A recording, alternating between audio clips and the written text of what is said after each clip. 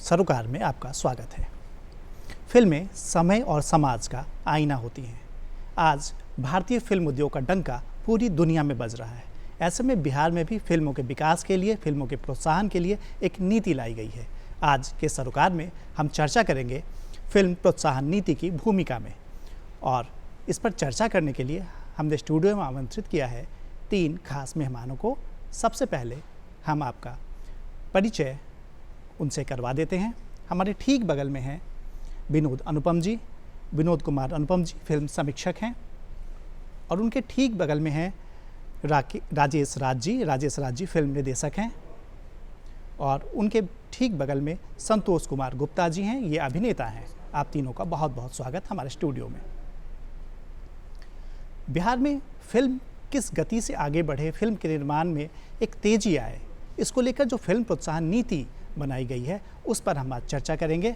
और सबसे पहले हम ये जानेंगे विनोद अनुपम जी से कि किस तरह की जो नीति है, अभी फ़िलहाल अगर बात करें हम, तो बिहार में फिल्मों की स्थिति, फिल्मों के निर्माण की स्थिति आखिर है क्या? देखिए, यदि आज की तारीख में बात करें तो बिहार में फिल्में नहीं बनती है। एक शब्द में, एक वाक्य में यदि कहा जाए तो ये जो एक फिल्म इंडस्ट्री की बात, बिहार की भाषाओं में फिल्में बन रही हैं, भोजपुरी में फिल्में बन रही हैं, मैथिली में फिल्में बन रही हैं, दुनिया भर में पुरस्कृत भी हो रही हैं, प्रशंसित भी हो रही हैं, देखी भी जा रही हैं। लेकिन बिहार में यदि फिल्म प्रोडक्शन की बात करें तो वहाँ पर हम थोड़े से पीछे नज़र आते हैं। और ये जो हम लोग फिल्म प्रोत्साहन नीति की बात कर रहे हैं, उसकी ज़रूरत भी इसीलिए महसूस की गई कि भाई जब हमारे पास अपनी भाषा है, हमारे पास अपनी इतनी समृद्ध संस्कृति है, हमारे पास इतने प्रतिभाशाली कलाकार हैं, इतने प्रतिभाशाली तकनीशियन हैं, तो हम अपने यहाँ क्यों नहीं अपनी एक इंडस्ट्री खड़ी कर सकते हैं।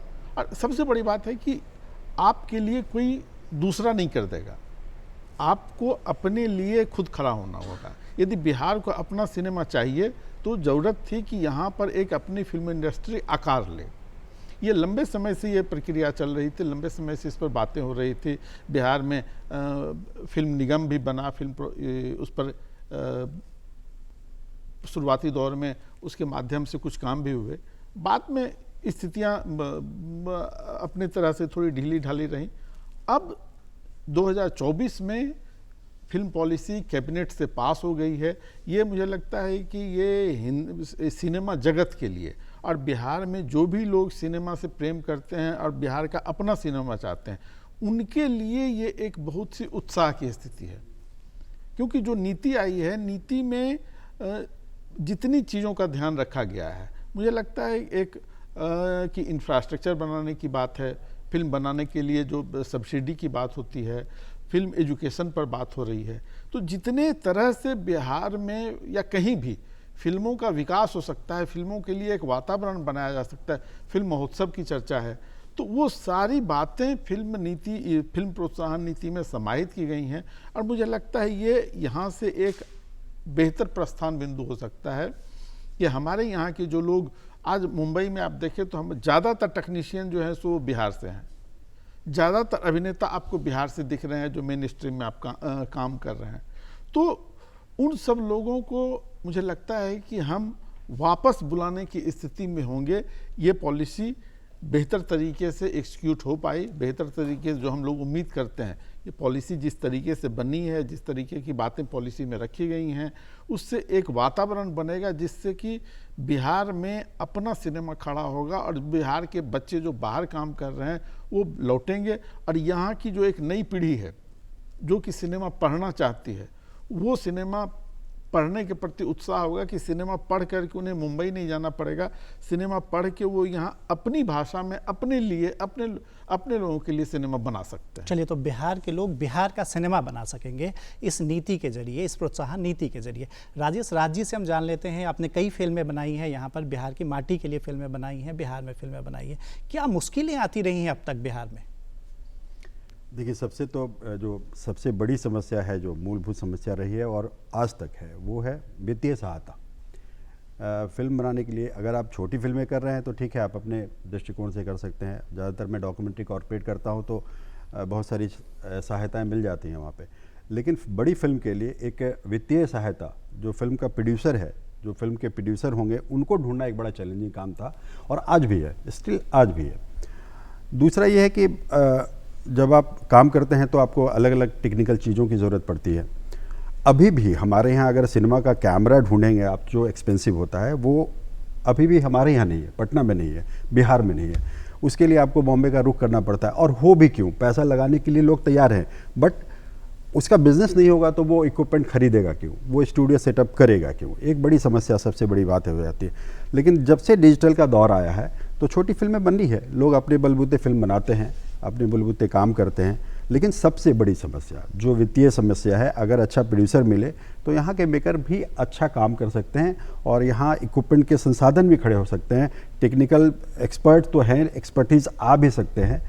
तो मुझे लगता है कि जो फिल्म पॉलिसी आ रही है, शायद निर्माता जो पैसा लगाएंगे उनको ये लगेगा कि हमारा पैसा सेफ हो रहा है, हमारे पैसे वापस हो जाएंगे, या फिर हमको उतना अनुदान मिल जाएगा ताकि हम अपने आप में सेफ हो जाएं। तो मुझे लगता है कि इस फिल्म पॉलिसी से उन समस्याओं का निवारण हो सकेगा। चलिए, तो कई समस्याओं का निवारण फिल्म पॉलिसी के जरिए हो सकेगा, जिन समस्याओं के कारण अब तक फिल्में यहाँ पर नहीं बन पा रही थी, या फिर उस गति में नहीं बन पा रही थी, उस स्पीड में नहीं बन पा रही थी। संतोष कुमार गुप्ता जी हमारे साथ हैं। संतोष गुप्ता जी अभिनेता हैं। हम आपसे जानना चाहेंगे कि भाई, भोजपुरी फिल्म इंडस्ट्री से आप लगातार जुड़े हुए हैं, इस फिल्म प्रोत्साहन नीति को लेकर भोजपुरी फिल्म इंडस्ट्री जो लगातार काम करती रही है, कई फिल्में भी लगातार बनती रही हैं, तो भोजपुरी फिल्म इंडस्ट्री कितना उत्साहित है?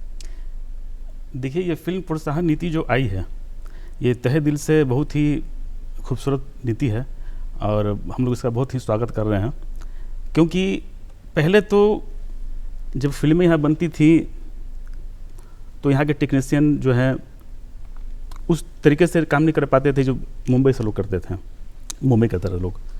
तो जो फिल्में अब बनेंगी तो मुझे लगता है कि इससे सबसे ज़्यादा फ़ायदा उन लोगों को होगा जो छोटे प्रोड्यूसर हैं, छोटे निर्माता हैं, तो उनको ही बेनिफिट होने वाला है।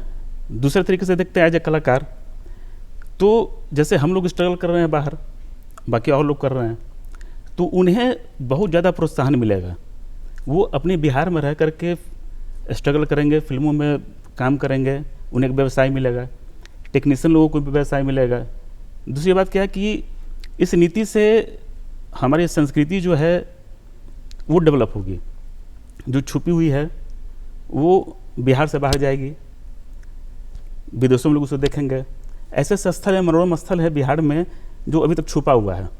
जब ये नीति के तहत फिल्में यहाँ बनेंगी, लोगों को प्रोत्साहन मिलेगा फिल्म निर्माण करने के लिए, तो वैसे वैसे स्थल जो है वो उजागर होंगे, जिससे हमारे बिहार का जो छवि जो है वो ज़्यादा बाहर चमके। चलिए, तो बिहार की जो छवि है वो काफ़ी मजबूत होगी, जो फिल्म प्रोत्साहन नीति है उसके जरिए फिल्में बनेंगी, और फिल्मों के जरिए बिहार की जो छवि है वो काफ़ी सकारात्मक बनेगी, सकारात्मक छवि की ओर एक कदम होगा, ये कहना है संतोष जी का। हम विनोद कुमार अनुपम जी के पास चलते हैं। विनोद अनुपम जी, ये बताइए, जैसा अभी आपने जिक्र किया लगातार कि भाई कई महत्वपूर्ण बिंदु हैं इसमें, और बिहार की बात करें तो यहाँ उद्योगीकरण जिस तरह से होना चाहिए था वो उद्योगीकरण नहीं है, उद्योग धंधों की काफ़ी कमी है यहाँ पर। ऐसे में क्या महत्वपूर्ण बिंदु हैं? आपने बिंदु का जिक्र किया था, कई महत्वपूर्ण बिंदु हैं, तो कौन कौन से महत्वपूर्ण बिंदु हैं इस नीति में, ये बताएं, संक्षेप में से बताएं कि जो फिल्म निर्माण करने के क्षेत्र में जा रहे होंगे, जो कदम बढ़ाना चाहते हैं, वैसे लोगों को जानकारी मिल सके इससे। बहुत अच्छी बात कही आपने। अभी राजेश राज जिस तरीके से बात कर रहे थे, जो बातें उठा रहे थे, वो सारी बातें फिल्म नीति में रखी गई हैं। सबसे पहले तो जो बिहार की समस्या रही है वो है इंफ्रास्ट्रक्चर की, कि भाई आप फिल्म बनाना चाहते हैं, ना यहाँ एक स्टूडियो है, ना यहाँ एक फिल्म सिटी है, ना यहाँ पर इक्विपमेंट मिल रहे हैं। तो इन सारी चीज़ों के लिए फिल्म नीति में अनुदान की व्यवस्था रखी गई है। वो भी अच्छा जैसे फिल्म स्टूडियो कोई फिल्म सिटी कोई बना रहे हैं तो फिल्म सिटी के लिए 2 करोड़ का अनुदान रखा गया है। फिल्म स्टूडियो के लिए अनुदान है जिसमें कि रिकॉर्डिंग स्टूडियो है, डबिंग स्टूडियो है, फिर इक्विपमेंट खरीदने के लिए अनुदान की व्यवस्था की गई है कि आप कैमरा खरीदते हैं या जो भी अत्याधुनिक उपकरण है सिनेमा बनाने के लिए, जितने तरह के संसाधन, VFX के लिए व्यवस्था की गई है। तो जो भी आज के फिल्मों की ज़रूरत है उन सब का प्रावधान जो है सो फिल्म नीति में रखा गया है। तो एक जो तकनीकी दिक्कतें होती थी उन दिक्कतों को दूर करने का प्रयास किया गया है। दूसरी जो एक बड़ी समस्या थी बिहार की वो था कि भाई फिल्म हम बनाएं क्यों, यहाँ तो थिएटर ही नहीं है। तो थिएटर के विकास के लिए भी फिल्म नीति में बात है कि भैया जो थिएटर का हम विस्तार करेंगे, छोटे छोटे 125 सीटर्स जो हैं वो छोटे छोटे सिनेमाघर हम अलग अलग जगह पर अलग अलग शहरों में उसको विकसित करेंगे। तीसरी बात जो मैं कह रहा था कि जो कि सबसे महत्वपूर्ण होता है कि जो आर्थिक बात बोल रहे थे कि प्रोड्यूसर को एक इंसेंटिव चाहिए कि भैया मगही में हम सिनेमा बनाने जा रहे हैं, मगही में कौन लोग देखेंगे, या मैथिली में कोई फिल्म बनाएगा तो प्रोड्यूसर को सबसे पहले गारंटी चाहिए कि फिल्म यदि दर्शक नहीं भी देखते हैं तो हमको इसका वापस मिल जाएगा कुछ हिस्सा, कम से कम यदि 50 लाख में फिल्म बनी तो आप 25 लाख हमको दे देंगे, 1 करोड़ में फिल्म बनी तो हमको कहीं ना कहीं से 50 लाख मिल जाएगा। तो उसके लिए एक मुझे लगता है ये फिल्म नीति जो हम बिहार की फिल्म नीति है, इसमें देश भर में सबसे अधिक सब्सिडी का प्रावधान रखा गया है जो अधिकतम 4 करोड़ रुपए तक का है। ये अभी इस हद तक की वापसी और किसी स्टेट में नहीं हुई है। 2.7 करोड़ की वापसी सब्सिडी की व्यवस्था झारखंड में, उत्तर प्रदेश में है। तो इस मामले में हमारी नीति सबसे आगे बढ़ कर के वेलकम कर रही है कि आप पहली फिल्म बना, यहाँ अलग अलग कैटेगरी रखी गई है। पहली फिल्म बनाते हैं तो उसके लिए ये है, दूसरी फिल्म के लिए है, तीसरी फिल्म के लिए। तीसरी फिल्म यदि यहाँ कोई शूट करने के लिए आते हैं और 75% यहाँ शूट करते हैं तो उनके लिए 4 करोड़ रुपए तक का प्रावधान रखा गया है। ये तय होगा कि आपके फिल्म का कॉस्टिंग क्या है। तो सबसे अधिक जो सब्सिडी है वो रखी गई है देश भर में। जो फिल्म प्रोत्साहन नीति बिहार में बनाई गई है उसमें सब्सिडी की राशि जो है वो अन्य राज्यों ने जो नीतियां बनाई हैं उससे ज़्यादा रखी गई है।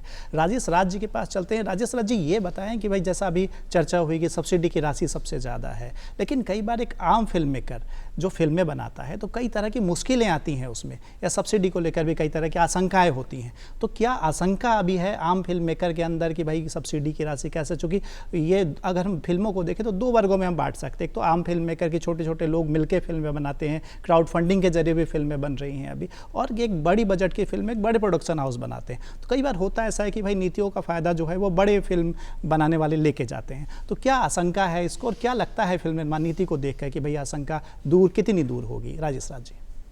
देखिए, बहुत बड़ी बात है ये, आशंका तो है ही, इसमें दो मत नहीं है। क्योंकि हम जब देखते हैं आशंकाओं का क्यों दिखता है ये कि पड़ोस झारखंड में सब्सिडी चल रहा था, या अभी इस बीच में कुछ है या नहीं है ये नहीं मालूम, लेकिन जब भी 5 साल वो सब्सिडी का दौर रहा तो उसमें सबसे ज़्यादा फ़ायदा बड़े फिल्म मेकर को हुआ।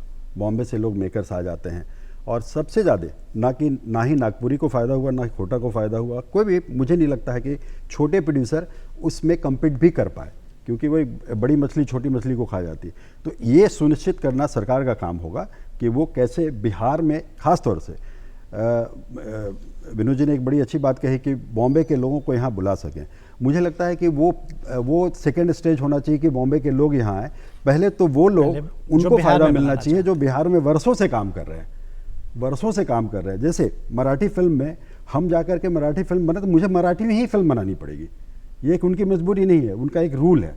तो वैसे ही अगर कोई आता है, अगर आप रीजनल लैंग्वेज को प्रमोट करना चाहते हैं तो हमें एक निश्चित करना पड़ेगा कि हम यहाँ के लोगों को कितना फ़ायदा दे सकते हैं। जो बिहार में रह करके, वर्षों से बिहार में रह करके, वो बिहार इसलिए नहीं छोड़ता है कि उनका एक लगाव है, बिहार में अपने लेवल पे काम करता है, छोटी फिल्में बनाता हो, जैसे भी बनाता हो।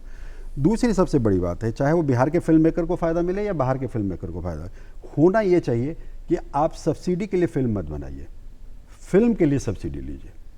अमूमन होता ही है कि सरकार की बहुत सारी नीतियां हैं, बहुत सारी जगहों पे सब्सिडी देते हैं लोग, सरकार करती है, सरकार मुर्गी पालन के लिए सब्सिडी देती है, तालाब के लिए सब्सिडी देती है, सब्जी के लिए सब्सिडी देती है, लेकिन अगर आप देखेंगे तो उन सब में लोगों ने सब्सिडी का इस्तेमाल किया, ना कि मुर्गी पालन का इस्तेमाल किया और ना ही मछली पालन का इस्तेमाल किया। तो मेरी राय में मेरा ये मानना है कि एक अच्छा अपॉर्चुनिटी आ रहा है और सरकार को भी इस बात पे ध्यान रखना पड़ेगा कि यहाँ के फिल्म मेकर को पहले प्राथमिकता मिलनी चाहिए, और मिलनी चाहिए, अगर मिलता हो तो जेन्युइनली यहाँ के मेकर को फिल्म बनानी चाहिए, और सब्सिडी के लिए फिल्म ना करें, आप फिल्म के लिए सब्सिडी लें। चलिए, तो बड़ी अच्छी बात राजेश जी ने कही कि भाई जो फिल्में बने वो सब्सिडी के लिए फिल्में ना बने, फिल्म बनाने के लिए सब्सिडी मिले और फिल्मों के लिए फिल्म का निर्माण हो, एक मकसद हो फिल्म का, सिर्फ सब्सिडी लेना मकसद ना हो। संतोष कुमार गुप्ता जी से हम जानना चाहेंगे। संतोष जी, लगातार बात हो रही है भाई फिल्म निर्माण नीति की, फिल्म प्रोत्साहन नीति की बात हो रही है यहाँ पर, और भोजपुरी एक अहम हिस्सा है बिहार की बात करें तो, कई बड़े हिस्से में बोली जाती है भोजपुरी और लगातार काम भी हो रहा है। ऐसा में भोजपुरी में क्या लगता है कि भाई ये जो नीति है इससे वैश्विक स्तर पर अगर हम बात करें कि बिहार से बाहर के इलाकों में और देश के बाहर के जो इलाका है, कई देशों में भोजपुरी फिल्में देखी जाती हैं, तो कितना असर पड़ेगा उस पर? जी, असर तो पड़ना है। जो फिल्में बन रही थी अभी तक, जो बिहार से बाहर बन रही हैं, तो देखिए वहाँ पे अभी आप आज की फिल्मों में देखेंगे कि संस्कृति बिहार की जो है वो ख़त्म हो चुका है। कोई खुशबू नहीं है मिट्टी की जो पहले की फिल्में होती थी। तो इस प्रोत्साहन नीति से जो फिल्में यहाँ बनेंगी तो जाहिर सी बात है कि हमारी बिहार का नाम जो है वो तो रोशन होना ही है, क्योंकि ये नीति इतनी खूबसूरत नीति है कि सबसे पहले तो निर्माता चाहेंगे कि यहाँ पर आके शूट करें, क्योंकि पहले भी यूपी में मैं भी शूट करता हूँ फिल्म, तो यूपी में लोग जाते थे, पहले झारखंड में जाते थे। तो ये जो नीति आई है बिहार में, ये बहुत ही खूबसूरत नीति है और तहे दिल से मैं सरकार को धन्यवाद देना चाहूँगा कि इन्होंने ये नीति लाया। और जाहिर तौर से बिहार का नाम रोशन हर जगह होना है और मैं चाहूँगा कि जितने भी निर्माता लोग हैं वो आए, एक बार बिहार में आए, फिल्में बनाएं और यहाँ के स्थलों को, यहाँ काफ़ी सुंदर सुंदर जगह है, मनोरम स्थल है, इसको प्रमोट करें। चलिए, तो काफ़ी सुंदर सुंदर जो जगह है यहाँ पर, काफ़ी मनोरम स्थल है, उसे प्रमोट करेंगे जब फिल्में आएंगी। तो विनोद जी से जानते हैं, हम यही सवाल विनोद जी से भी लेना चाहते हैं कि बिहार जो है वो एक सांस्कृतिक प्रदेश रहा है, कई तरह के आप देखें तो संस्कृतियाँ भी यहाँ पर हैं और संस्कृतियों के साथ मनोरम स्थल भी यहाँ पर हैं।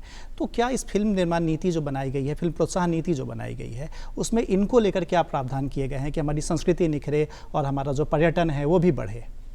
बिल्कुल, देखिए सबसे पहले तो मैं राजेश राज जी की जो आशंका है उस पर कुछ दो बातें बोल देता हूँ, फिर मैं आपके सवाल पर आऊँगा कि जो ये अनुदान में या सब्सिडी की जो बात कर रहे हैं, सब्सिडी देने में जो चूकें दूसरी जगह, चूँकि ये बिहार में फिल्म नीति सबसे बाद में आई, तो सबसे बाद में आने का एक फ़ायदा भी होता है ये कि हम बाकी जगह जो गलतियाँ हुई हैं उससे थोड़ा सीख लेते हैं। तो मुझे लगता है कि बिहार ने दूसरी जगह जो पॉलिसीज आई है, झारखंड में आई है, यूपी में आई है, आज जो भूल सुधार यूपी कर रही है, आज जो भूल सुधार झारखंड कर रहा है, हमने उस भूल सुधार के साथ ही पॉलिसी को लाया है। इसमें हमारी कोशिश ये है कि जो हमारे अपनी भाषा में फिल्में बना रहे हैं, मैथिली में, मगही में, उनके लिए अलग से प्रावधान है। उनके लिए है कि हम फिल्म का 50% जो उनका फिल्म प्रोडक्शन का कॉस्ट होगा उसका 50% तक हम सब्सिडी दिया जाएगा। जबकि हिंदी और अंग्रेजी में जो फिल्में बनने वाली हैं, या जो हम कह सकते हैं बड़े मेकर की जो फिल्में आती हैं, बॉलीवुड से जो फिल्में आ रही हैं, उसमें है कि मैक्सिमम हम 25% तक सब्सिडी देंगे। तो पहले हमने एक सुरक्षित रखा है कि हमारे अपने बीच के जो लोग अपनी भाषा में काम कर रहे हैं उन्हें हम विशेष सुविधा देंगे। और इसमें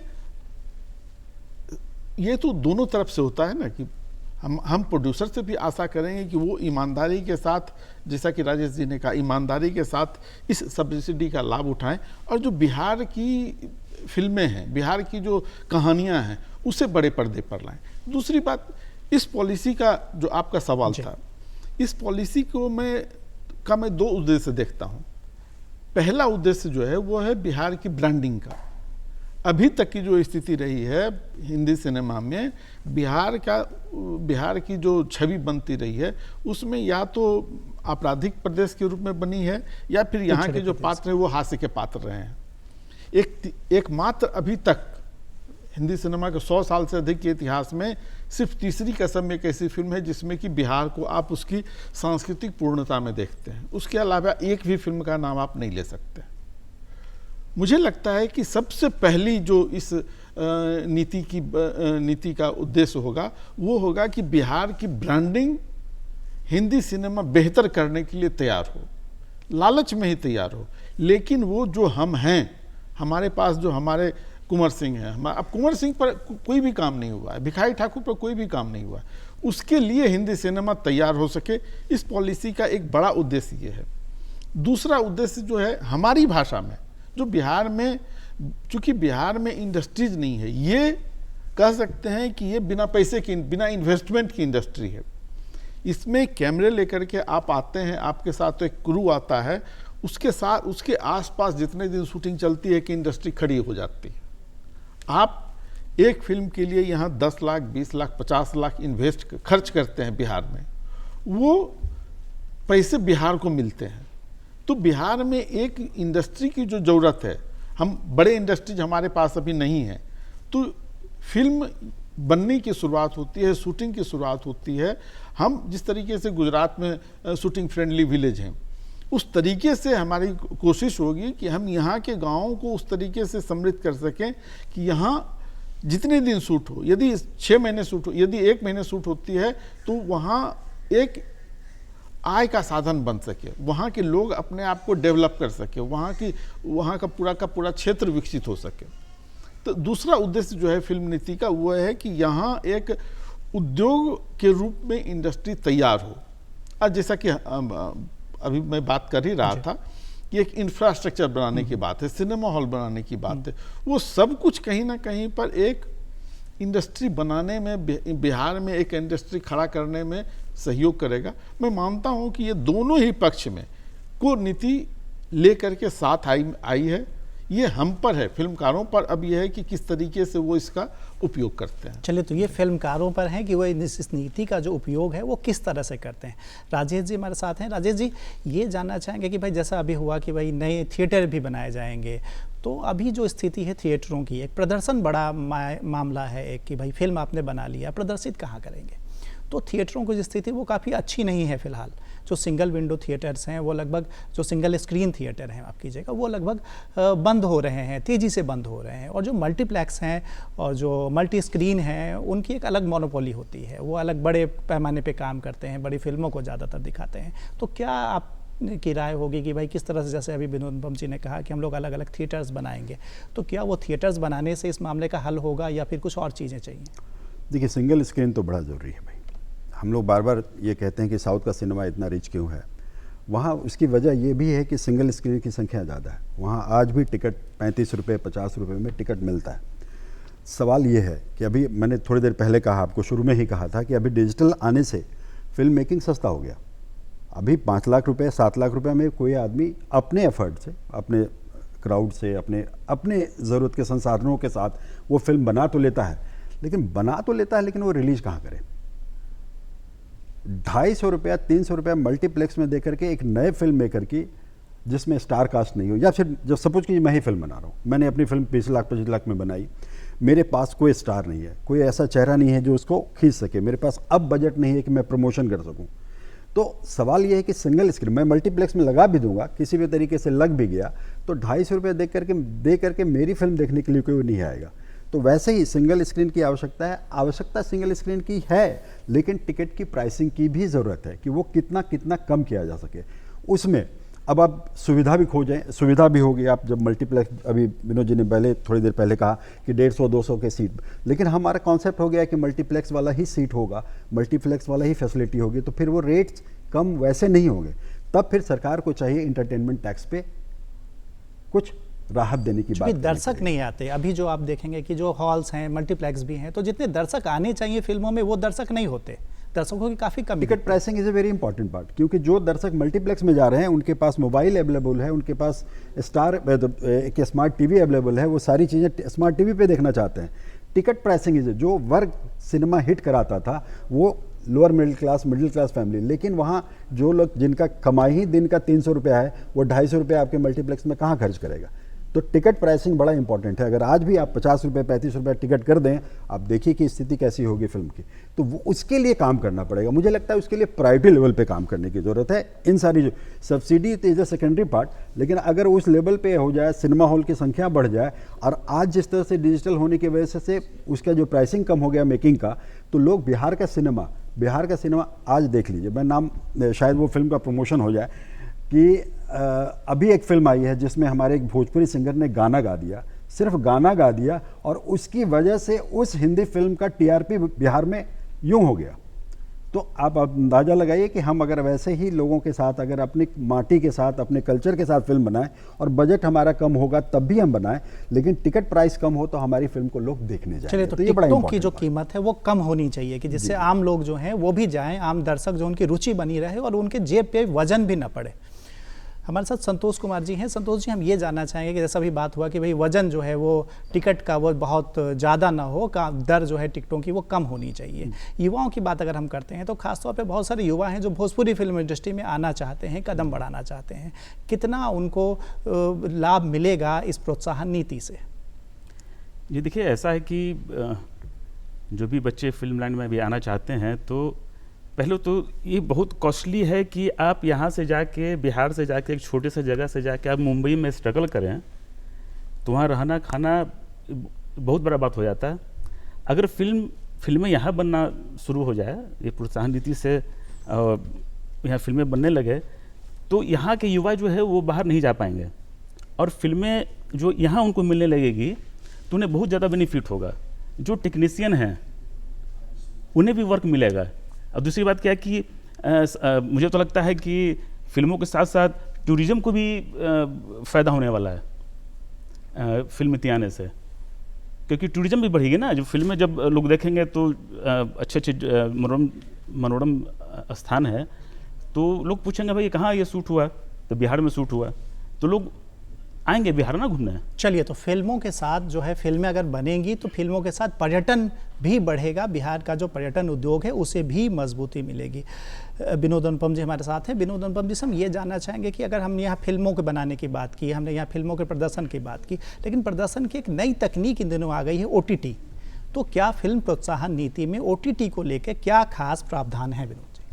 बिल्कुल, ये सिर्फ OTT ही नहीं बल्कि टेलीविज़न के लिए भी, टेलीविज़न धारावाहिक के लिए भी प्रावधान है, डॉक्यूमेंट्रीज बनाने के लिए भी प्रावधान है और OTT के लिए भी है। चूँकि है कि ब्रांड आजकल वो मोबाइल पर OTT देखी, वेब सीरीज़ देखी जा रही है, क्योंकि वेब सीरीज यदि बिहार में शूट होती है, बिहार की कहानी को लेकर के बनती है, तो उसके लिए भी सब्सिडी का प्रावधान बनाया गया है। दूरदर्शन सीरियल के लिए भी सब्सिडी का प्रावधान है। अभी जो हम लोग बात कर रहे हैं डॉक्यूमेंट्री के लिए है, यदि कोई डॉक्यूमेंट्री आप बिहार में बनाते हैं, बिहार की संस्कृति पर बनाते हैं, बिहार की व्यक्ति पर बनाते हैं, तो उस पर सब्सिडी का प्रावधान है। तो ये, और जो एक खास बात और ये जो राजेश जी चर्चा कर रहे थे कि इसमें एक महत्वपूर्ण पक्ष जो है कि फिल्म प्रमोशन के लिए भी व्यवस्था रखी गई है। आपकी फिल्म बन गई, यदि आपने मघी में फिल्म बनाई, फिल्म रिलीज नहीं हो रही है, तो फिल्म रिलीज के लिए भी सब्सिडी की व्यवस्था रखी गई है कि हम सरकार, यदि फिल्म आपकी उस लायक है कि जनता तक पहुंचनी चाहिए, तो सरकार आगे बढ़ कर के उसे थिएटर तक पहुंचाने में मदद करेगी। तो जो चीज़ें हैं उसमें समाहित करने की कोशिश की गई है और उसके बेहतर एक्सक्यूशन पर निश्चित रूप से काम होना चाहिए और हमें विश्वास है कि काम होगा, जिससे कि जैसे फिल्म रिलीज के लिए OTT जैसा मीडियम है, तो OTT को यदि हम OTT के साथ मिलकर के काम करेंगे, OTT को यहाँ सुविधा देंगे, तो OTT पर हमारी कहानियाँ आएंगी, हमारी फिल्में भी आएंगी। तो जितने तरह के साधन हैं अभी सिनेमा से जुड़े हुए, उन सब के लिए व्यवस्था रखी गई है। और नए बच्चों के लिए भी, जो अभी बात हो रही थी कि यहाँ जो नई पौध तैयार होगी, तो उनके जैसे FTII में यदि यहाँ के कोई विद्यार्थी जाते हैं, उसके लिए स्कॉलरशिप की व्यवस्था रखी गई है। ये भी व्यवस्था रखी गई है कि हमारी कोशिश होगी कि FTII की क्रैश कोर्सेस हम लोग बिहार में भी आयोजित कर सकें। चलो, तो FTI की कोर्सेज भी, हम क्रैश कोर्सेज जो हैं उसे भी कर सके। काफ़ी उम्मीदें हैं फिल्म प्रोत्साहन नीति को लेकर और काफ़ी अच्छी चर्चा यहाँ पर भी हुई कि भाई बिहार में जो फिल्में बने, बिहार की माटी के लिए फिल्में बने और फिल्म बनाने के लिए सब्सिडी मिले, फिल्मों के लिए या सब्सिडी के लिए फिल्में ना बने। काफ़ी बेहतर चर्चा हुई और आप लोगों ने अपना बहुमूल्य समय निकाला, इसके लिए आप सबों का काफ़ी शुक्रिया। Thank you. तो हम लगातार ये चर्चा कर रहे थे कि फिल्म प्रोत्साहन नीति जो बिहार में लाई गई है वो कितनी महत्वपूर्ण है और फिल्म निर्माण नीति, हमारी चर्चा से ये निकल के आया कि भाई जो फिल्म निर्माण नीति है काफ़ी अहम है और इसमें बिहार की जो फिल्में बनेंगी और बिहार की माटी की खुशबू पूरी दुनिया में जाने वाली है फिल्म प्रोत्साहन नीति से। आज के सरोकार में बस इतना ही। अगले हफ्ते में फिर मिलेंगे किसी खास चर्चा के साथ। तब तक के लिए मुझे दीजिए इजाज़त। नमस्कार।